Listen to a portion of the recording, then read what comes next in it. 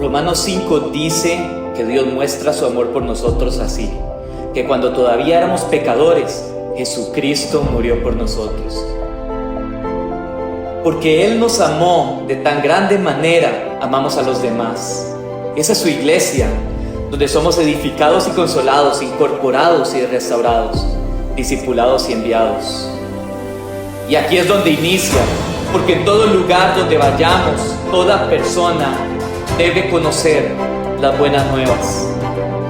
Por eso predicamos en todo tiempo, agradecidos con su fidelidad. Le buscamos porque lo necesitamos, en comunión con su palabra en obediencia, mostrando ese amor que recibimos. Ahora, enviamos por los perdidos. Esta es la vida eterna, que te conozcan a ti, el único Dios verdadero.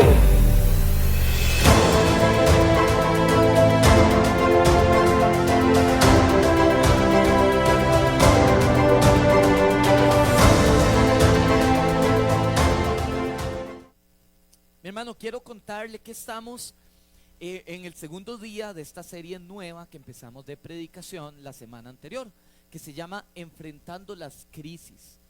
Y me gustaría tal vez tomarme unos 5 minutitos para contarle por qué decidimos empezar con esta serie nueva. Y creo que la primera respuesta es porque todos los cristianos pasamos crisis. Todos los cristianos tenemos crisis. Y de hecho la serie la vamos a utilizar para contarles a ustedes o recordarles a ustedes que los grandes hombres de Dios, las grandes personas que aparecen en la palabra del Señor, tuvieron sus tiempos de crisis. Los tuvo Elías, los tuvo Moisés, los tuvo Pedro, los tuvo David, los tuvo Jonás, etcétera, etcétera, etcétera. Entonces, mi hermano, yo creo que habemos quizás aquí personas que estamos en este momento enfrentando una crisis en nuestra vida, una crisis espiritual en nuestra vida. Pero si no la estamos pasando hoy, quiero decirle, la vas a pasar. Y usted me dirá, ¿de qué palabra más aliento para empezar el culto? Mi hermano, creo que es el mismo aliento decirte las cosas porque van a suceder para que te prepares, como, no sé, como motivarlo. Porque mi intención hoy no es motivarlo, es que usted empiece a aderezar sus manos para las batallas que van a venir tarde o temprano. Quizás es hoy, pero si no será mañana, porque en nuestra temporada del caminar con Dios, todos vamos a tener crisis en algún momento. Esto es lo que la Biblia nos enseña. Sin embargo, la conclusión de cada una de estas predicaciones y la conclusión de esta serie tiene que ser esto, hermano. Si bien la gente del mundo pasa crisis, los cristianos también pasamos crisis. Sin embargo, la crisis nos revela que la compañía de Jehová siempre estará con nosotros. Y yo no sé si usted puede, si hoy usted vino en crisis, yo no sé si usted puede decir eso: Jehová está conmigo, Jehová está en mi casa, Jehová está en mi matrimonio, Jehová está en mi hogar, Jehová está en esta casa. Pero mi hermano, tenemos que empezar a ser personas que hablemos lo que la palabra del Señor dice y nos enseña, lo que el Padre quiere revelarnos a nosotros. Así que quiero invitarlo a que vaya al Números 11. Hoy vamos a estar en ese capítulo moviéndonos, nos vamos a mover ahí un poquito, pero vamos a estar principalmente en Números 11. Y estos son para mí el texto base de hoy. Moisés, en medio de su crisis, viene y le dice al Señor: no puedo yo solo soportar a todo este pueblo que me es pesado en demasía. Y si así lo haces tú conmigo, yo te ruego que me des muerte si he hallado algún tipo de gracia en tus ojos y que yo no vea mi mal.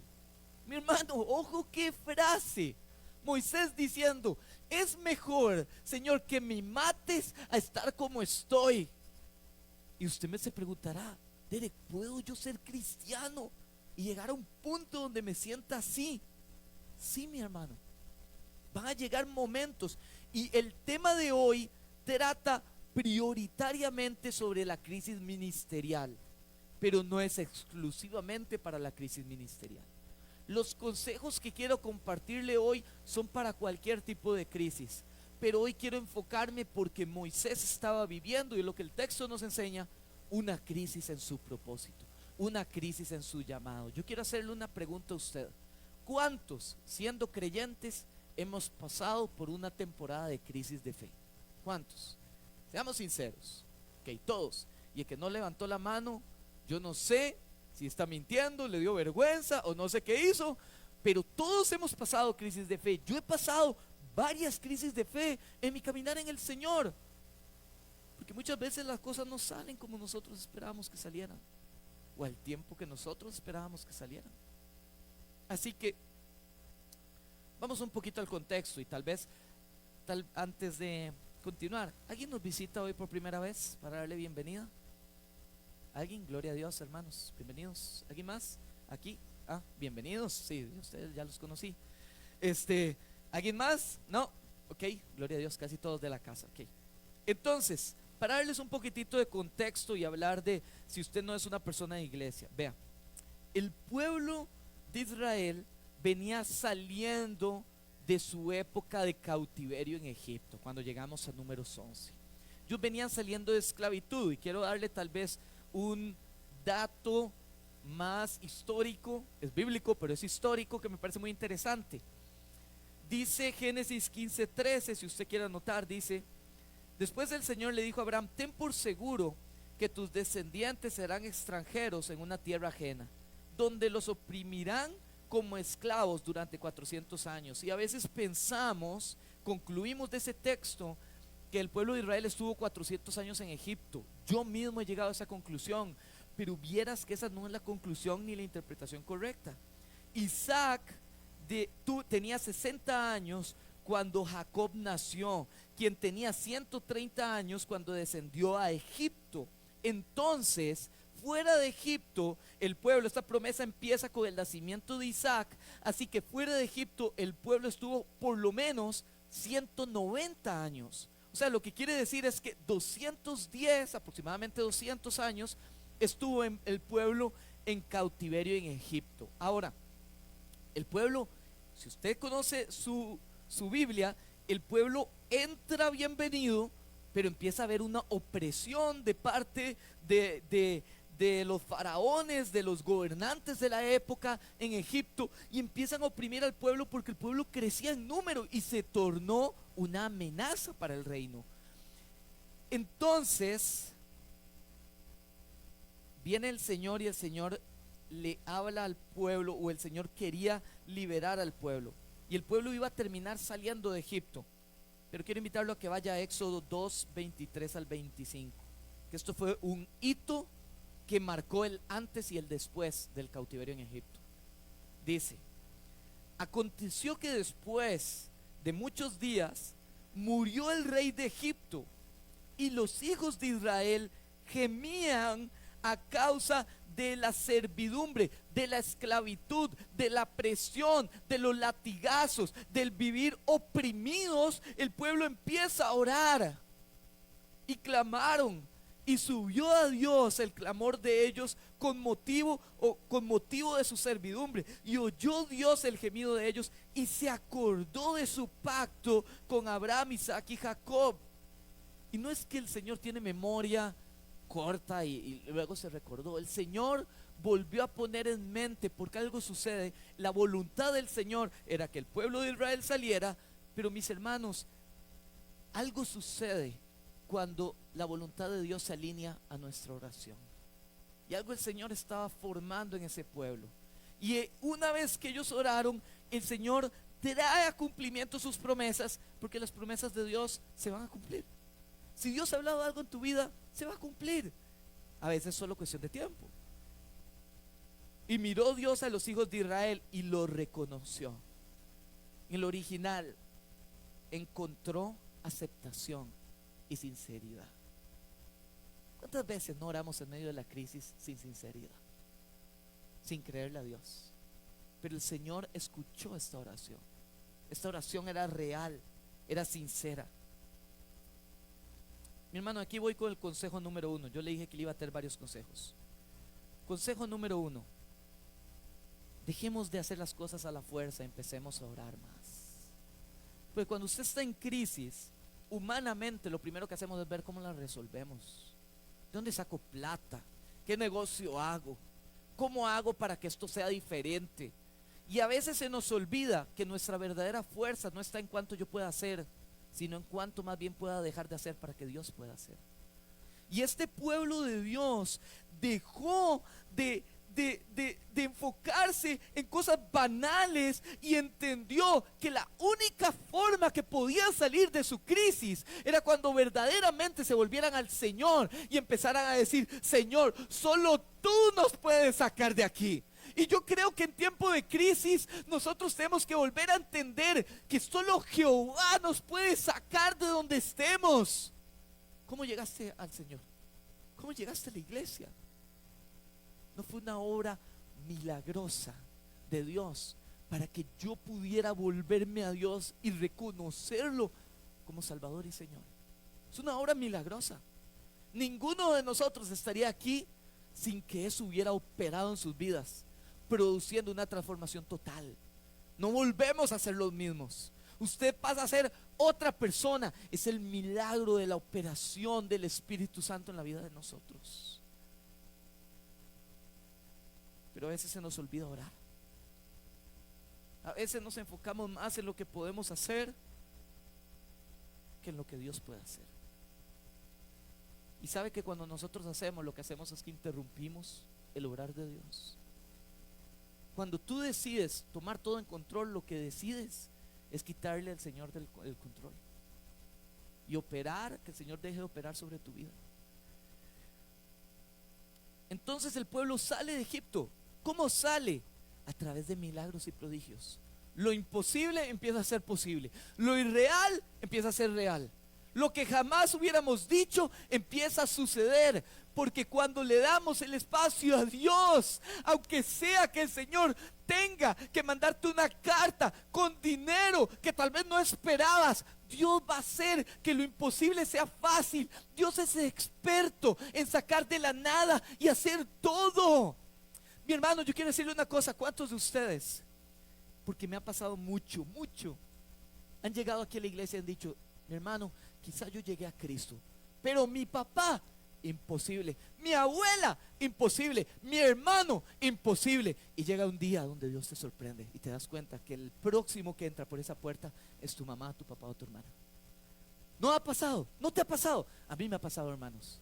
Y eso es el Dios de los imposibles, haciendo de nada de lo que yo dije nunca. El Señor dice: así, con que nunca. Eso me encanta.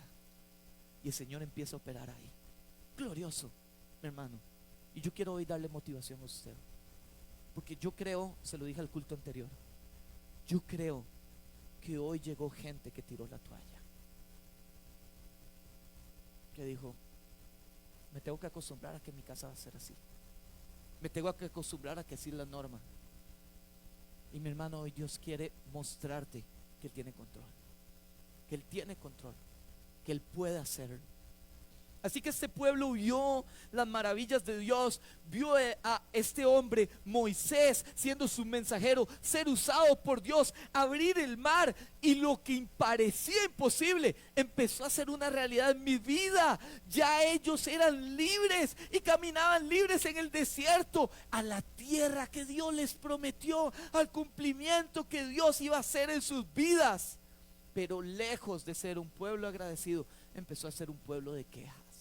No pasaron días que ya el pueblo se quejaba. No pasaron momentos que el pueblo empezó a quejarse. Y usted agarra el capítulo 11 y lee el versículo 1 al 3. No lo voy a hacer por tiempo, pero usted ve que el pueblo ya empezó a quejarse. E incluso el versículo 1 ni siquiera dice por qué. Y no era la primera vez que se quejaban. Ya ellos habían pasado todo el éxodo quejándose por todo. Que el aire está muy frío, que el aire está muy caliente, que me recibieron en la iglesia, que no me recibieron, que la prédica es muy corta, que la prédica es muy larga, que las sillas están cómodas, que están demasiado cómodas. Mi hermano, somos buenísimos para quejarnos. Que el pastor hizo, que el pastor no hizo, que 3 canciones demasiado poco, que 5 canciones demasiado largo. Nos quejamos por todo. Nos quejamos por todo. Y así era el pueblo de Israel. Empezó a quejarse a un punto donde ni siquiera la Biblia registra de qué. Oiga, el Señor estaba cansado. Y usted verá la historia, léalo en su casa. El Señor manda fuego. Y aquí quiero darle un comentario teológico. Tenga cuidado cuando ora por fuego, mi hermano. Tenga cuidado. Porque yo creo que hay un fuego que el Señor arde en nuestro corazón, que el Señor hace levantar en nuestro corazón. La Biblia dice que se le da un consejo a Timoteo y se le dice: Timoteo, no dejes que el fuego que está en ti se apague. Hay un fuego en nuestro corazón que es obra del Espíritu Santo, pero también hay un fuego de juicio de Dios con el cual tenemos que tener cuidado, mi hermano. Y este fuego era juicio de Dios. Y el Señor lanza fuego, empieza a incendiar casas, y usted se va a interpretaciones y se da cuenta que incluso personas las encendió el Señor en su ira santa de ver el cuchicheo, de quejarse ahí afuera de las puertas. Todo el mundo hablaba, todo el mundo decía. Y el Señor manda fuego. El Señor, y hasta que un punto llegan ellos y le dicen: Moisés, dile al Señor que apague el fuego. Y Moisés ora y el fuego se apaga. Y llegamos al versículo 4 y dice: y la gente extranjera, porque cuando ellos salieron de Egipto también venían extranjeros con ellos. Hay una traducción que me encanta, dice la gentuza extranjera. Oh, qué interesante. Y ya va a entender por qué. Que se mezcló con ellos, tuvo un vivo deseo, tuvo una pasión incontrolable. Y los hijos de Israel también volvieron a llorar. Uno dice: es que, vea, mi hermano, esta semana me ha pasado que a veces la gente dice: es que la palabra es demasiado fuerte. Mi hermano, yo leo y escucho: volvieron a llorar. Vea, el Señor les estaba diciendo llorones. De verdad, les estaba diciendo: es que ustedes son unos llorones. Volvieron a llorar y dijeron: ¿quién nos diera a comer carne? Y se volvieron a quejar. Acababa de pasar lo mismo. Nos tienen que dar a comer carne, porque los extranjeros pedían carne. Entonces nosotros también, el Señor nos tiene que dar carne. ¿Por qué no nos ha dado carne? ¿Por qué maná? Y si usted no es una persona de iglesia, Dios hacía llover maná del cielo para proveer para su pueblo. Y se quejaban en medio del desierto. Y se quejaban igual. Y aquí viene el segundo consejo: no te juntes con la gentuza insaciable. Porque hay gente insaciable. Hay gente que nunca está contenta, siempre quejándose, siempre buscando más, pero ni siquiera saben qué más. Están ahí, que tengo mucha plata, que tengo muy poco, tengo que buscar más, tengo que hacer esto, me dijeron lo otro, tengo que hacer esto, hacer lo otro. Y está en todo momento buscando algo que ni siquiera sabe que buscan, porque lo que les gusta es nada más ministrar la amargura que está en su corazón. La oportunidad para quejarse, la oportunidad para poner todo en tela de duda. Y cuando usted se junta con gente así, esa gente lo va a llevar a usted en el mismo camino. Mi hermano, cuando usted está en crisis, no se junte con el negativo, porque el negativo te va a terminar de hundir. Cuando usted está en crisis y está en una crisis matrimonial, no se junte con sus amigotes que solo le hablan de otras cosas, porque te van a confundir. Júntese con las personas correctas y no se junte con el insaciable, porque el insaciable te va a llevar a destrucción. Júntese con aquel que te lleve a vida. Júntese con aquel que lo lleve a Cristo. Júntese con aquel que lo lleve al Señor. Júntese con el que produzca temor de Dios en usted. Júntese con el que le diga lo que usted no quiere oír, y no con el que le diga lo que usted anda buscando que le diga. Porque el que me dice lo que yo no quiero oír, probablemente es el que verdaderamente me ama. Hermano, yo creo que a veces uno necesita un par de cachetadas de realidad. Quiero contarle un testimonio, aprovechando que está Daniel por acá. Cuando se incorpora Julio al presbiterio, el pastor Julio y Daniel hicieron una reunión clandestina. Quiero decirles, estoy confesando, y en transmisión, hicieron una reunión clandestina.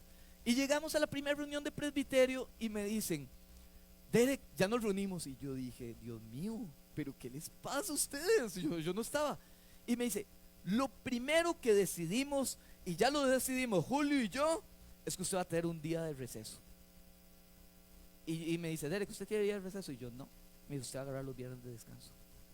Y eso se juntó con que estaba leyendo que el Señor literalmente demanda descanso. El Señor descansó no porque el Señor estuviera cansado, porque nos estaba modelando cómo debíamos de vivir nuestra vida. Y yo no descanso. Y yo sentí que Julio y Daniel me agarraron y me hicieron así, pum, pum, cachetada de realidad. Yo creo que a veces uno necesita cachetadas de realidad. De decir, usted está mal y tiene que reconocerlo. Y a veces necesitamos la palabra fuerte para poder reaccionar. ¿O no, mi hermano?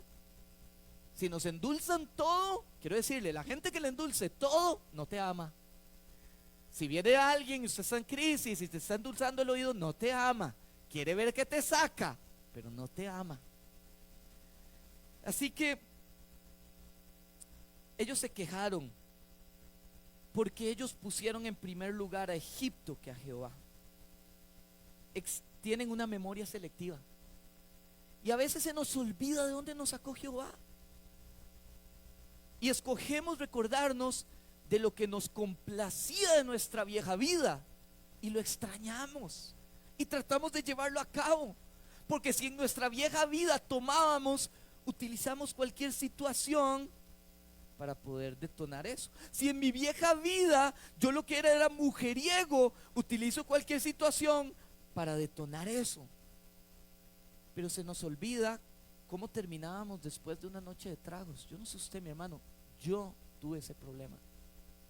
Y tal vez usted se acordará de la fiesta y la parte bonita, pero yo me acuerdo las consecuencias que eso trajo a mi vida, la destrucción y la muerte que eso trajo. Y yo no sé si usted ha pasado por alguna de esas situaciones, pero creo que es tiempo de dejar de pensar en lo cómodo que había en Egipto. Usted lee el versículo 5 y dice, es que en Egipto teníamos pescado y teníamos ensalada y teníamos cosas ricas para comer y eran gratis. También eran gratis los latigazos. Pero nos acordamos solo de lo lindo. Insaciables, no se les puede quedar bien. Y lo más triste es que a veces cambiamos lo destructivo por la provisión de Dios. Mi hermano, yo quiero decirle una cosa hoy, tal vez en una parte seria y muy directa. Tu familia es provisión de Dios. Deja de quejarte de tu esposa. Deja de quejarte de tu esposo. Deja de quejarte de tus hijos. Son la provisión, el maná que vino de los cielos para ti, fue lo que Dios preparó. Tu trabajo es provisión de Dios. ¿Sabe qué es lo primero que hace la gente cuando sale de un trabajo?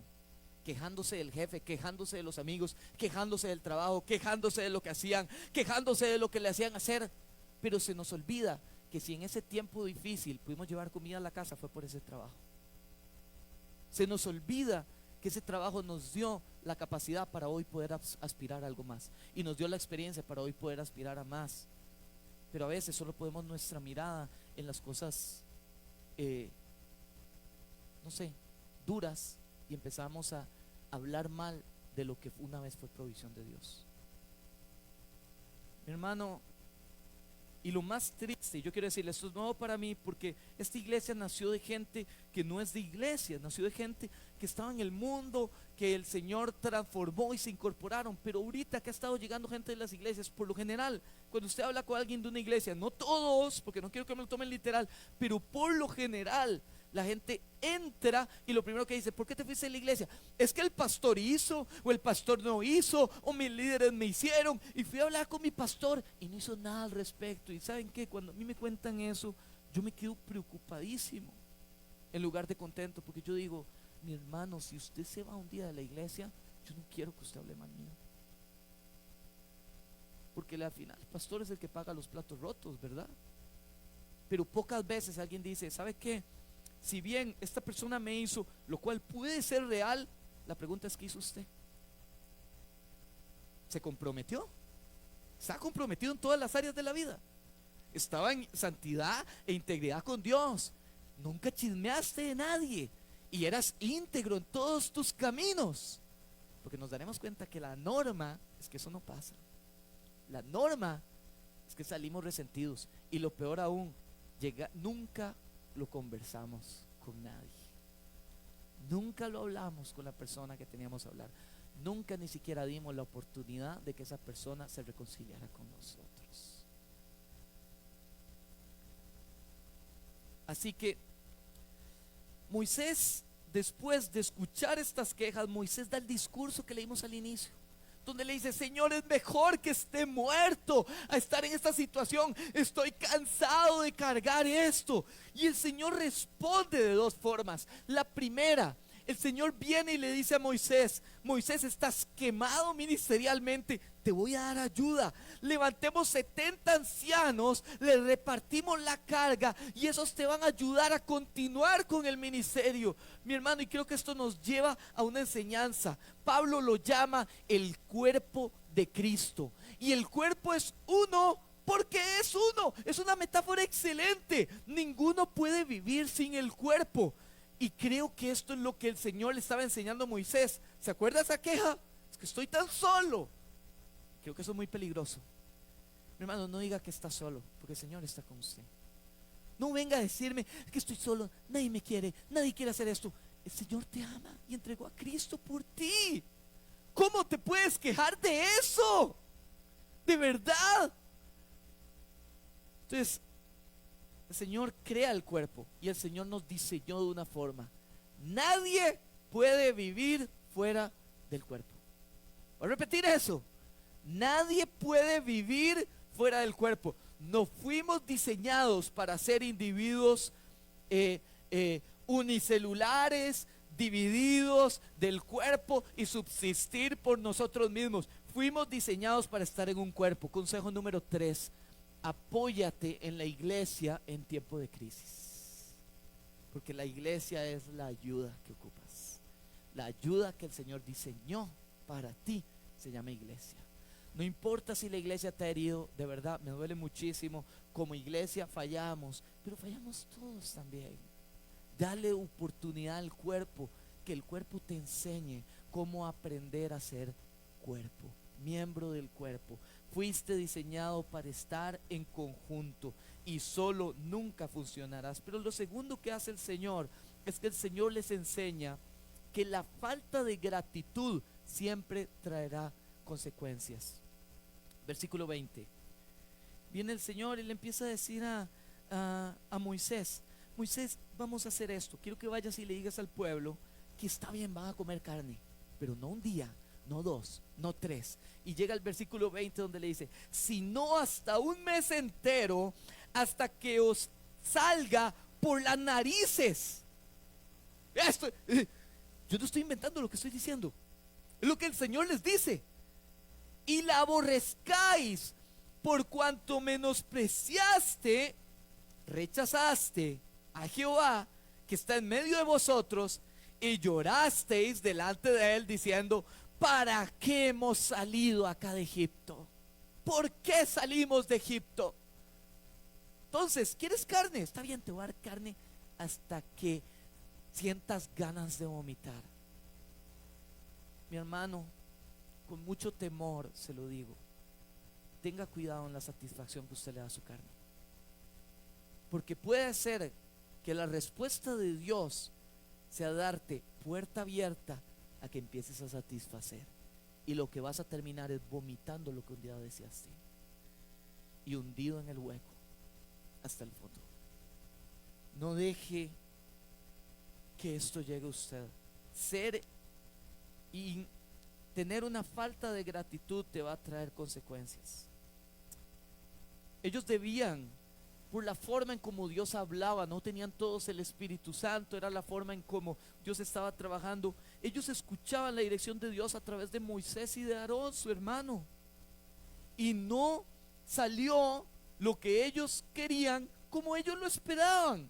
No era como ellos querían, y ellos dejaron de escuchar e incluso se quejaban de sus líderes. Si usted pasa el capítulo que sigue, usted verá que hasta Aarón y María se quejaron de Moisés y criticaron a Moisés y murmuraron de Moisés. Y lo que el Señor produce cuando hay esa murmuración y esa queja es que esto revela que el corazón de ellos estaba podrido. Mi hermano, ¿verdad que la Biblia, qué rico, que es un libro histórico? Porque eso sucedió en esa época, pero ya no pasa hoy en día, ¿verdad? Ya nadie se queja de sus líderes y todos les prestamos atención y tenemos nuestros oídos atentos. y nadie habla mal de nadie. Qué linda la iglesia, ¿verdad, mi hermano? Eso pasa hoy en día, ¿o no? Y todavía están las quejas y la murmuración y las situaciones. Y yo creo que ese es el punto, consejo número 4, hay que saber ser agradecido con lo que tenemos. Yo vengo a esta casa, y si usted tuvo años en la iglesia, vea, cuando la iglesia empezó, nosotros teníamos una tela roja colocada por Alonso, que está aquí, y mi persona, en una pared que era la tela más fea del mundo, y ese era el fondo de la iglesia. Quiero decirle una cosa, había un tubo de agua escondido detrás de la tela porque no sabíamos quitarlo. Entonces podríamos hacer un efecto ahí de agua y se prendía y viera el chorro que salía, podía llegar hasta la primera fila y todo. Mi hermano, así empezó la iglesia. Y yo a veces llego a la iglesia y le digo: Señor, yo no puedo estar más agradecido de lo que tú has hecho. Esta semana yo le decía a mi esposa, le decía: André, qué agradecido estoy de poder tenerte a mi lado, de estar casados, de tener hijos. Y yo no le estoy diciendo que todo sea perfecto en mi casa. Mi hermano, salir un domingo en la mañana para venir a la iglesia es escuchar 2 horas de gritos de mis enanos. Vea, yo vengo hasta con dolor de cabeza. No todo, yo no le estoy diciendo eso, pero le estoy diciendo: no ponga su mirada en lo que a veces es difícil de digerir, y más bien ponga su mirada en ser agradecido con lo que Dios ha provisto para tu casa. No te ha dado Dios trabajo. ¿Cuántas veces te quejas? Pero ¿cuántas veces bendices tu trabajo? O bendices a tus jefes o a tus compañeros. Mi hermano, hay que ser agradecidos con lo que Dios ha hecho. No ha sido Dios bueno. Y si usted hoy vino, yo quiero tomarme un instante en medio de la palabra. Puede cerrar sus ojos. Si usted está en su casa, cierre sus ojos un instante y dele gracias a Dios. No sé, por lo que Dios le ponga. Y si hoy usted vino con una enfermedad, dele gracias a Dios que no tiene 2. Y si vino con una condición especial o una discapacidad, dele gracias a Dios que no tiene 2. Y si tiene 2, dele gracias a Dios que no tiene 3. Y si tiene todas, dele gracias a Dios que tiene vida y lo tiene a Él. Pero seamos agradecidos. Gracias, Señor. Tú has sido más que bueno, porque no merecemos nada de lo que tenemos, Señor, sino que tú has provisto en gracia y favor a nosotros. Y Moisés, viene el Señor, le da esa promesa y Moisés duda. Qué tristeza, porque después, inmediatamente después de eso, Moisés duda. En el versículo 22 y 23 viene Moisés y empieza diciendo: ¿de dónde el Señor va a sacar? El mismo Moisés que vio también los milagros suceder en Egipto y abrirse el mar. Moisés duda y dice: ¿de dónde vas a sacar tanta carne? ¿Sabes cuánta gente hay? ¿Sabes cuánta hambre van a tener para darles un mes? Se degollarán para él ovejas y bueyes que les basten, o se juntarán para ellos todos los peces del mar para que tengan abasto. Entonces Jehová respondió a Moisés y le dijo: ¿acaso se ha cortado la mano de Jehová? Yo creo que esta palabra es para alguien hoy. Si usted está en crisis, el Señor te quiere decir hoy: ¿acaso he dejado de ser Dios? ¿Acaso no pude sacarte de la muerte eterna y traerte a vida eterna? Que es imposible para mí. No puedo yo resolver hoy tu situación y tu crisis y tu necesidad. Yo soy Jehová. No es el mismo Dios en el que usted y yo creemos que el Dios que hizo todos los milagros que registrados en la Biblia. No es un Dios que usted y yo lo hemos visto obrar en esta iglesia o en nuestras propias vidas en milagros y prodigios que es imposible para Jehová. Quiero cerrar con esto, mi hermano.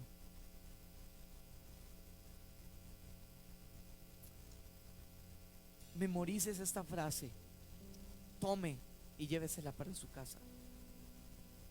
Termina diciendo: ahora verás si se cumple mi palabra o no. Y el Señor lo que nos va a retar hoy es, y ahora se van a dar cuenta que lo que yo digo se cumple, que lo que yo prometo se lleva al cumplimiento, y lo que yo le digo, sí, aunque usted haga todo mal, se cumplirá en Cristo, al tiempo de Dios, en el nombre de Jesús. Consejo número 5. Creo que es el más difícil, pero a la vez creo que es uno de los más valiosos. Durante nuestras crisis va a haber momentos donde vamos a querer dejar todo botado. Va a haber momentos donde incluso podríamos tener dudas de quién es el Señor. Pero mi hermano, por más que tenga dudas, el consejo que le quiero dar hoy es: nunca deje de obedecer. Nunca deje de obedecer. Conozca la palabra de Dios y tráigala al cumplimiento, porque todos hemos estado en ese tiempo de crisis. Mi hermano, yo he estado en tiempos donde no quiero ni levantarme de la cama, donde he estado triste, llorando. Me he levantado y lo primero que viene a mi mente en medio de ese tiempo duro es: ¿a quién iré si solo tú, Jehová, tienes palabras de vida eterna?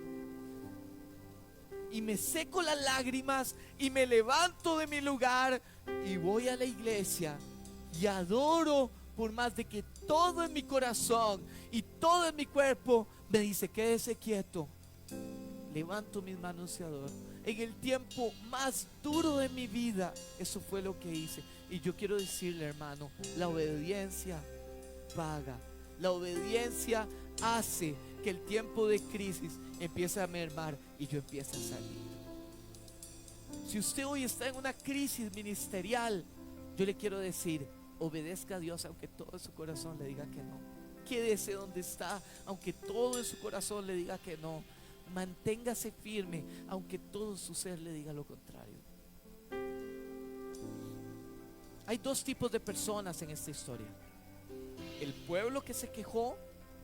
Cuando cierra el capítulo, mucho de ese pueblo pereció después de esta situación. Mucho de este pueblo no siguió adelante y no terminó de cumplir el objetivo que Dios tenía para ellos. Pero ellos se quejaron y recibieron castigo. Pero hubo un hombre como Moisés que también se quejó, pero usted ve que su propósito continuó. Y creo que hay dos diferencias que aquí tenemos que concluir de la historia que acabamos de leer. Número 1, mi hermano, no está mal pasar crisis. No está mal sentirse enojado. No está mal sentirse vacío, pero quéjese en el lugar correcto. Porque el pueblo se quejó. Entre el pueblo murmuró de Jehová y codició lo que no debía codiciar. Pero Moisés se quejó igual, pero se quejó con la persona correcta, con Dios. Fue y le expuso su corazón al Señor y le dijo: Señor, ya no puedo. Señor, te necesito. Señor, solo tú puedes transformar esto. Quéjese. Si hoy vino en crisis, derrame su corazón, pero hágalo en el lugar correcto. El lugar correcto no es Facebook, hermanos. No es Facebook. Yo quiero decirle eso. El lugar correcto no es con sus amigotes o con su grupito de amigas de café. El lugar correcto es con Jehová. El lugar correcto es en su presencia, porque solo Él verdaderamente puede entender lo que estás pasando hoy. Solo Él. Y número 2, el pueblo terminó su viaje ese día, pero Moisés continuó, porque Moisés supo ser obediente. Usted sabe, después de la queja, la segunda queja que tuvo Moisés, de que le dijo: ¿de dónde van a sacar las cosas? Moisés empezó a hacer la voluntad de Jehová. Y Jehová le dijo: di esto. Y Moisés empezó a hablar. Se vale tener un corazón herido, no se vale dejar de obedecer al Señor. Mi hermano, yo le doy gloria a Dios de tener tanta gente en la iglesia. De verdad, si usted supiera cómo empezaron las reuniones siendo 10, 12, y ver hoy en día que somos más de 300 todos los fines de semana, 400 todos los fines de semana. Es glorioso ver lo que Dios está haciendo aquí. De verdad estamos experimentando milagros y me honra que usted venga y se congregue y busque ser parte de este cuerpo que se llama Iglesia El Olivo, de esta familia. Pero yo quiero decirle, aunque hoy seamos 400 y hemos visto la gloria de Dios, aquí han entrado miles y hoy solo hay 400, porque unos en algún momento de su caminar en Dios fueron confrontados y escogieron tirar la toalla. Otros fueron confrontados y decidieron obediencia. Y si hoy usted está aquí, yo quiero decirle, mi hermano, escoja obediencia, porque la obediencia te va a llevar a que la crisis cese y a pasar otra vez a llegar al cumplimiento de la promesa que Dios tiene para tu vida. Así que si hoy usted es fiel y hoy usted es obediente, a la vuelta de la esquina está el cumplimiento de la promesa de Dios.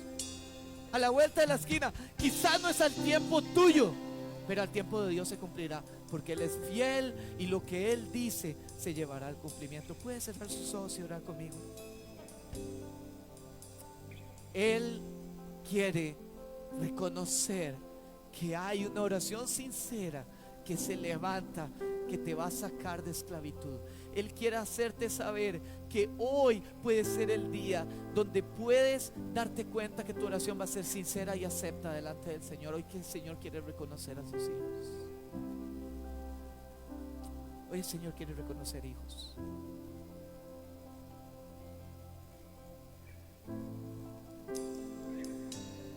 Y quiero decirte eso tal vez para cerrar.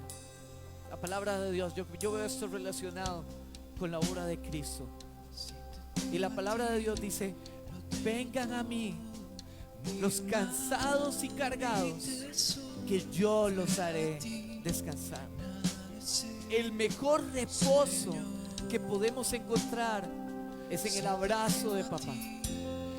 Y hoy papá quiere abrazarte, tocar tu vida y que salgas de ese lugar renovado.